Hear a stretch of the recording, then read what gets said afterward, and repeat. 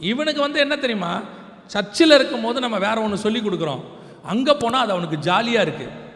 இப்போ இவர் இங்கே வந்தால் என்ன பாடுறாங்க, என் மீது அன்பு கூர்ந்து பாடுறாங்களா, இங்கே கண்ணை மூடி நம்ம கையை உயர்த்தி பாடுறோமா, அங்கே போனால் அவனுக்கு சும்மா ரேப் சாங்கெல்லாம் போட்டு விட்டு ஆடுறாங்க. இப்போ நம்மளும் பாடுறான், அதை விட்டுருங்க, அவங்க போட்டு விட்டு ஆடுறான். அதை பார்க்கும்போது இவனுக்கு கொஞ்சம் சந்தோஷமாக இருக்குது. என்னடா சர்ச்சில் எப்போ பார்த்தாலும் ஆராதனைங்கிறாங்க, அங்கே பாருங்கள் என்னம்மா ஆடுறான், இது இவனுக்கே இஷ்டம்.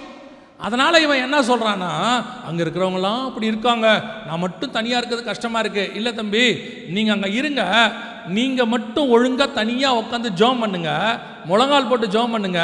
ஏற்ற நேரத்தில் கர்த்தர் உங்களை கொண்டு உங்களுடைய காலேஜில் ஆஃபீஸில் ரிவைவலை கொண்டு வருவதற்கு வல்லமை உள்ளவராக இருக்கிறார்.